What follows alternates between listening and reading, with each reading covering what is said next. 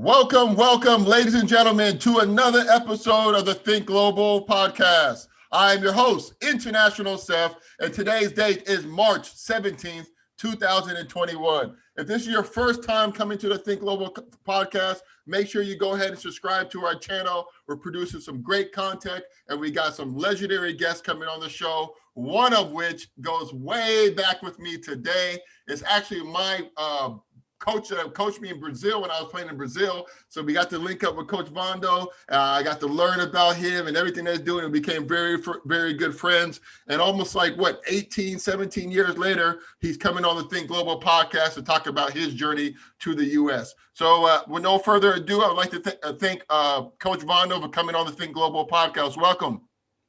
Hey, how are you, Youssef? Thank you so much for the opportunity, man. Wow, 18 years ago, right? Time flies, my man. Absolutely, man. That's crazy. So let's get the little particulars out the way. We have a segment on our show called The World Call, and that's when we give our guests 10 seconds to name off some of the countries that you visited. So this is like a very global show. We got an audience all across the world, so we like to highlight some of the places where we travel to. So right now, we're going to put Coach Vando on the World Call. Ready, go. So, of course, I'm Brazilian. I visit Brazil, and I visit U.S. that I'm living now, and also Argentina and Paraguay. That's it. Cool. Hey, I remember that when you said the word Paraguay, I remember that I went with you to Paraguay. To get your visa. We had to get a work visa, and we went to the neighboring country. We actually drove there to the border, and then we flew back. But I remember we had to stay. It was supposed to be a quick thing, like we were supposed to go down there and get the visa, but it turned into like a 2-day thing, and we had to spend the night there. And I just remember being like shocked because it was a border town, and there was so much like commerce going back and forth, people throwing over big boxes of this and going down and picking it up and going down and picking it up. And I remember being a little bit anxious because all of the guards that were outside had like big guns outside the banks and right in front of the ATM. And I just felt like, man, this is a place where a van was going to pull up and shove me and Coach Vando inside, and then they're going to have ransom money. Oh, man, I'll never forget that, man. Paraguay. Yeah. Yeah, that's that crazy. Was funny, man. It was funny. That was crazy. That was crazy. You see all that commerce over there, like wow. Yeah. I was afraid too, yourself, me and you. I said, oh my gosh. Yeah. Okay, well, let's discuss first where you grew up, and a little bit about your we know you're from Brazil, but what part, and then how did you get into when you start learning about the game of basketball? Well, everybody have heard about Sao Paulo. It's I think it's like the 5th largest city in the world. But we have the Sao Paulo state. I'm from the countryside of Sao Paulo state, my hometown named Assis. I born over there, and of course, like every kid in Brazil, I play soccer, not basketball. Grow up playing soccer, and then when I moved to a school, like maybe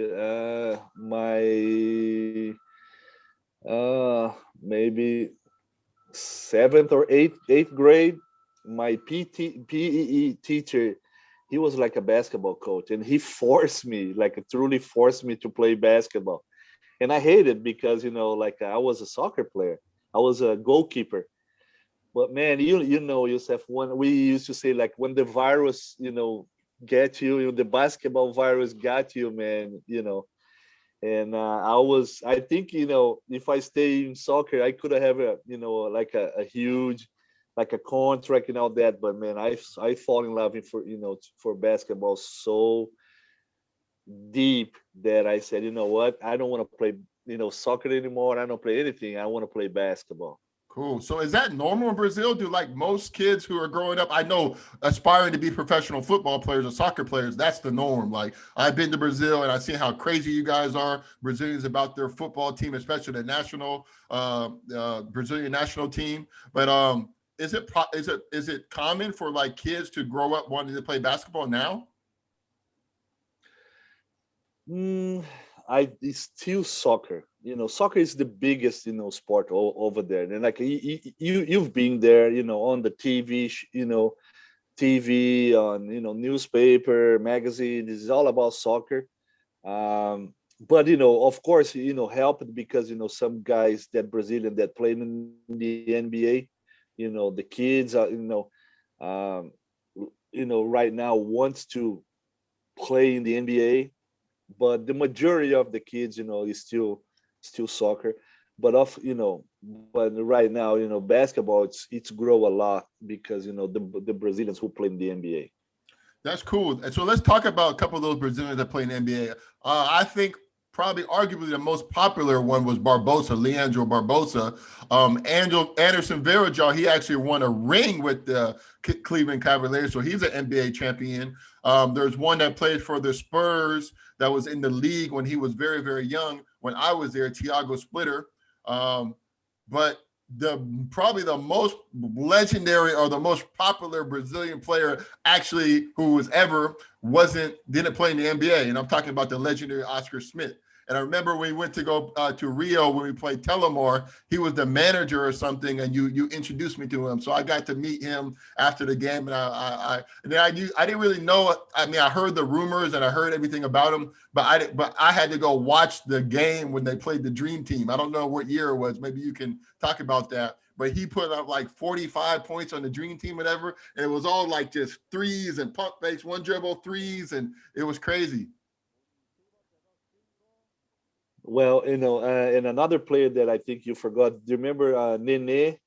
Oh, He absolutely, played yeah. for Denver and Houston, so he retired now.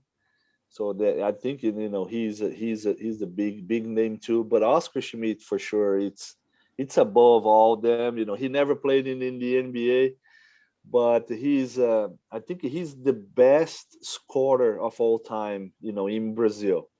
Um, he's a FIBA Hall of Fame. He got inducted to the Springfield Hall of Fame too. And but you see like against Dream Team, he's still like, remember Pippen was guarding him, and then I think Barkley guarded him, and then he still put like a 40 something points against the real Dream Team.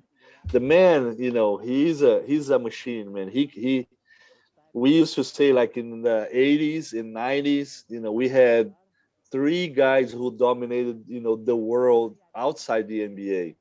One was Arvidas Sabonis, the big guy who played for Portland. And the other one is Drazen Petrovic, Mm-hmm. who played for Portland and also New Jersey. And these two guys, ended, playing in the NBA. And Oscar Schmidt didn't because, by that time, if you sign with an NBA team, you lose, your eligibility to play for your country because you were considered professional. And that's because he never signed a contract with any NBA team. But and if you see like in 1987, I don't know if you know that story about the Pan American Games in Indianapolis. Um, the Pan Am was in Indianapolis, and in '84, of course, United States won the gold medal with Michael Jordan, that team, Pat Ewing, and all that. In 1987, the Pan Am was Indianapolis, and the championship, game was Brazil and US. And of course, like United States play, in Indianapolis, the temple of basketball. They, of course, they were gonna win and all that. After first half, we were down almost 20 points, against them. And but man, for some reason, the second half, like they compare our national team on that time with Golden State Warriors today because the 3-point shots. Second half, it's rain threes against US. But remember, that time 3-point line was kind of like a new. Nobody used that, just one new. And because that we could have win, and Oscar Schmidt was the great name, and after that, that game changed the basketball world because after that, the USA said, okay, So the whole world can put their professional athletes, and we can't. So after that, comes 92, when the NBA guys could have played, because US lost again in a Olympics in Seoul, to, I think, Russia or something like that. That's But interesting. just curiosity. Yeah. Because one thing I've always admired about you is that the fact that you always keep all these historical points and all these things in your brain. You're like a student of the game. When did you first want to become a basketball coach? Well, I played pro for 8 years, and you've been playing pro, in Brazil, in a lot of places. When you play, you have to practice twice a day, right? Remember, we practice in the morning and then we practice in the afternoon. And man, after 8 years, I said, "Oh man, I'm tired of this," and I used to play pro for a club named Paulistano. Remember that we play against them. And over there, I was just graduated from my college. I was like a PE teacher, and they were need a teacher who could teach some little kids like 10, 11, 10, 9 years old. And I said, yeah, I can do it. I was playing pro and then doing that on the side. I said, okay, I can do that. And man, I was, fall in love, teaching kids, coaching them, and you know, introduce them to the game, and make them, love the game. And I said, oh man, I think I want to do this for life, and I want to start it when I, have a young age. Then like I play, get kind of like old, and then it started. I said, no, I think I'm gonna make a decision right now. So I stopped. I retired playing with a 28 years old, and started my coaching career. So, and I not regret 1 minute of that, decision, Yusef. Being with the kids and teach the game and being like a role model. When I coach you, I like, that you guys thinking about the game, and make your decision. I don't have that, like, oh, that all the power is on me. I like to, share that. I remember that, you're my guy. And I said, Yusef, this is the system, man. What can you bring to the table for us? Feel free over there, and use the system, put your game right there. So I think, that's I've been doing that for since like I'm 28. I'm 52 now, and I love that. So what were your first professional jobs in Brazil? So how did you move up the ranking in Brazil from like maybe an assistant coach, then you got your head job, and then you got an opportunity that you will talk about later to actually coach in the U.S. But just still, let's talk about the Brazilian part and how did you become a professional coach?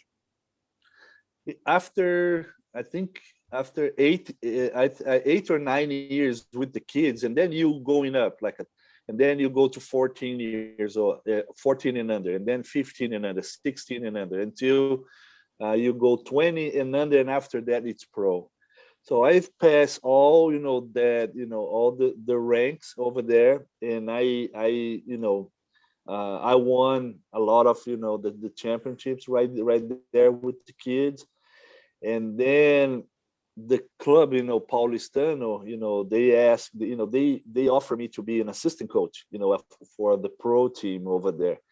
And I stayed for 2 years. And the second year, they fired the coach, and they said, well, do you want the job? Do you want to start it, being like a, the pro career? I said, oh heck yeah, man, come on. I knew that I was really young, but I said, man, if I don't get this opportunity, somebody will come over here, get the opportunity, and I'm gonna regret for my entire life, right?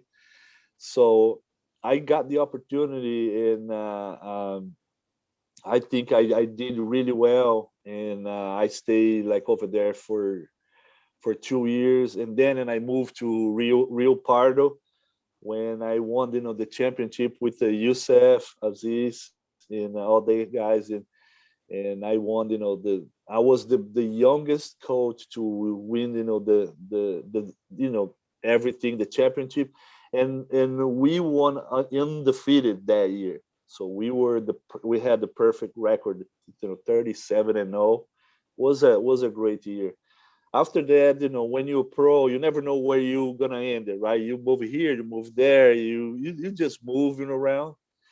And and I coached one kid that made it the NBA too. His name is Rafael Araujo. He played for BYU and was ranked eighth, in the draft by the Toronto Raptors.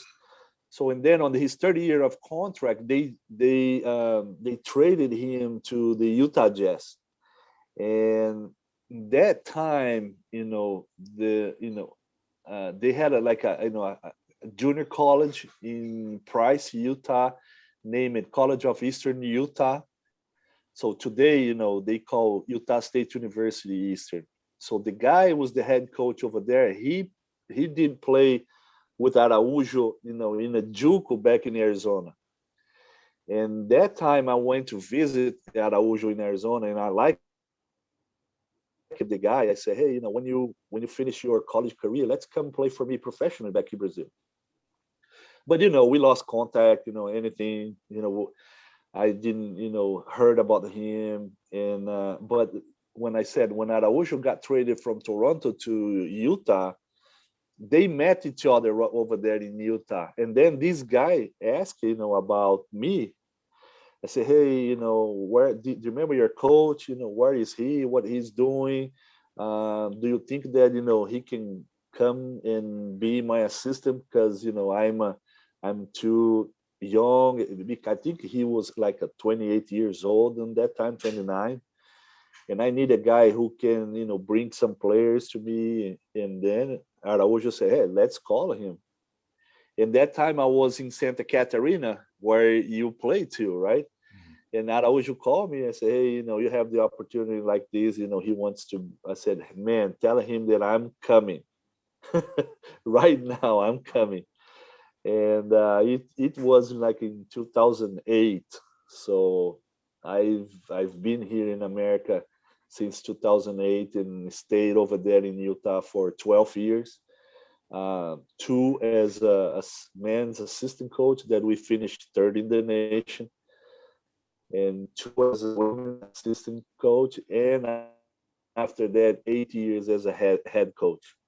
Wow, fantastic. So, well, let's talk about your initial. So you were like, obviously, X and O is very, very well as a basketball coach, and those are not going to change when you go to a different country. You can still make players play based upon your schemes, offensively, defensively. But one thing that you might have to adjust to is actual living in a new country, in a new culture. Obviously, English is your second language. And, so you want to talk a little bit about the transition. What are some issues that you may have faced, and how did you adapt to these issues coaching in the U.S.? Well, that's a great point, Youssef.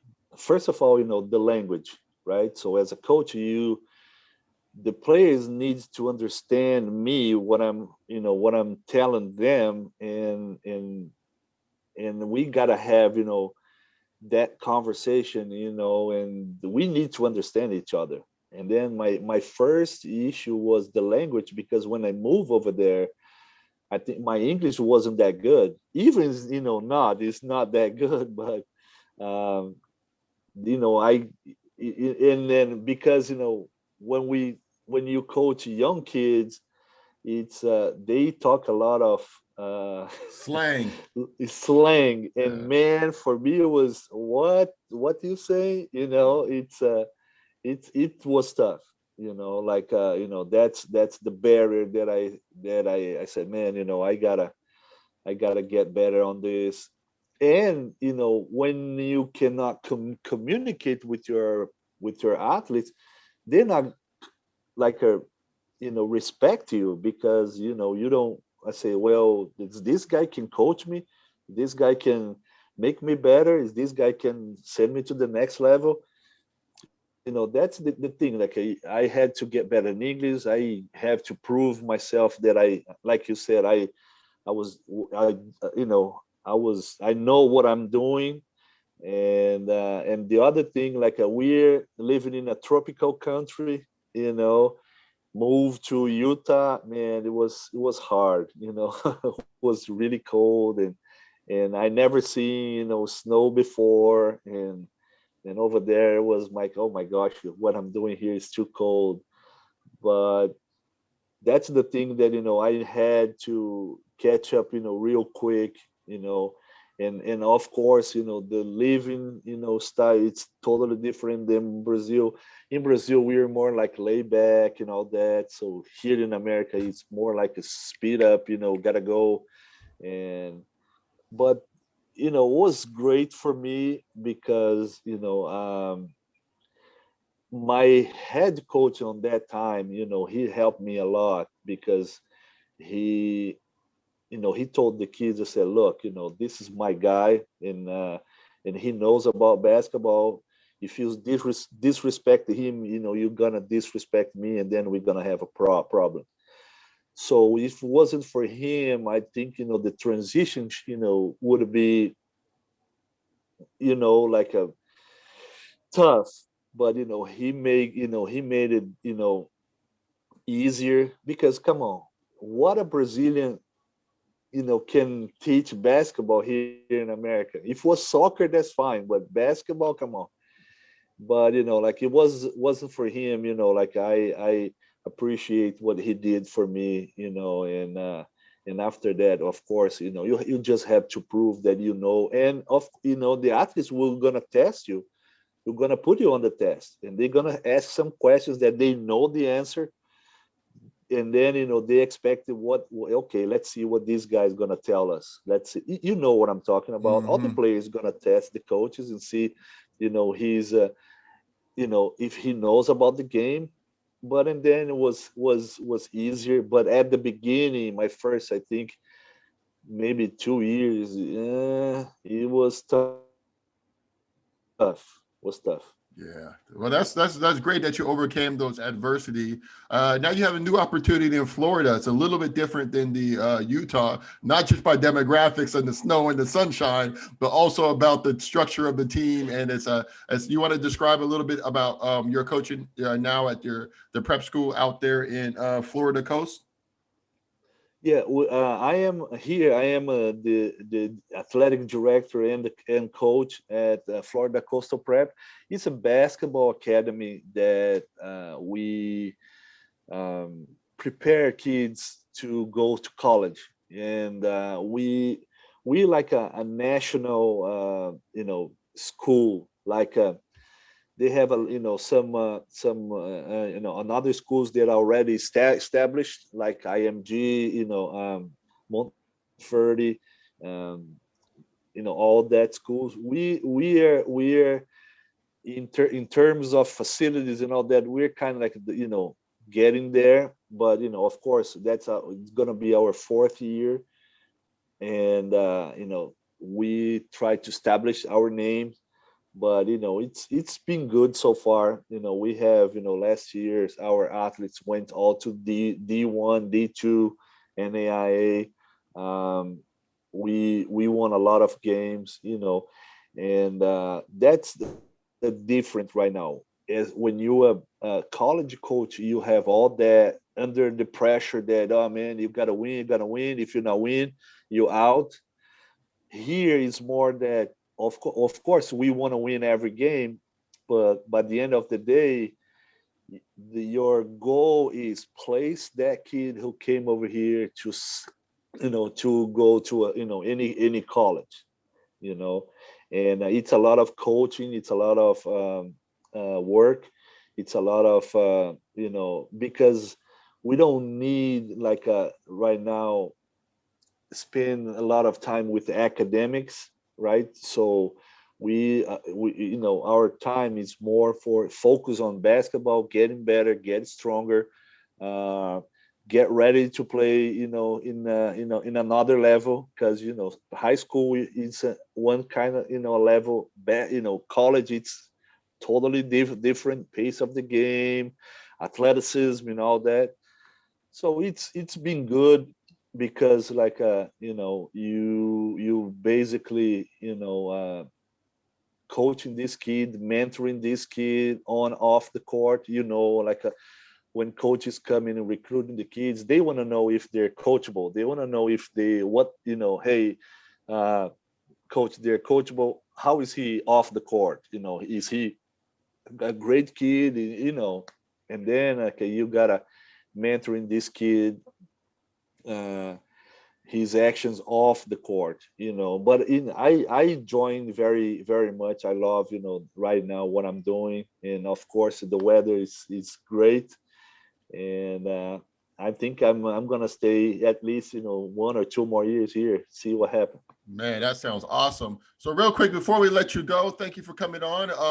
I want to discuss a little bit about the recruiting process. I mean, you can have all the best school in the world, you can have the best gym, and everything like that. But if you don't have some ball players coming inside that gym that you can be part of your team, no matter how much you put together the X and O's, it's always going to be a struggle because there are some good teams, good players, and they're really a high level of that you have to compete against. So how about the AAU circuit, and do you kind of look towards international prospects, like maybe in Brazil or in Europe? Or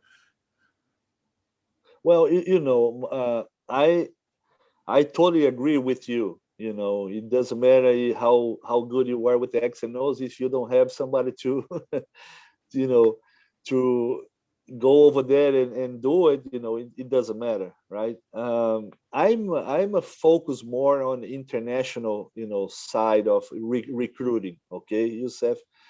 When I was at USU, I had I put my pipeline right now.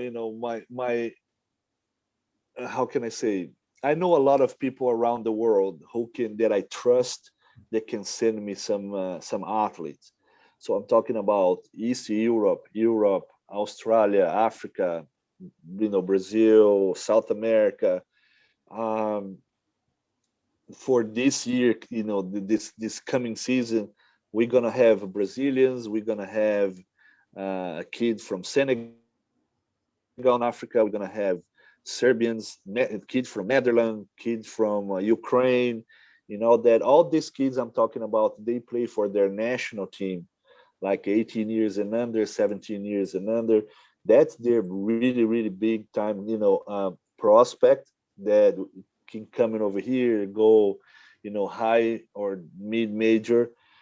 I focus more on international recruiting because we have four guys over here that recruits. We have two guys, they are focused on domestic recruiting, one on east and on the west, and another coach, he's from Russia, so he have you know uh know some guys back in Russia too. But I love to work with a diversity team, and I think it's really good. The kids, of course, who play FIBA, the international basketball, they're coming with a more it's a more like a fundamentally sound. They come in, with a more like a team concept.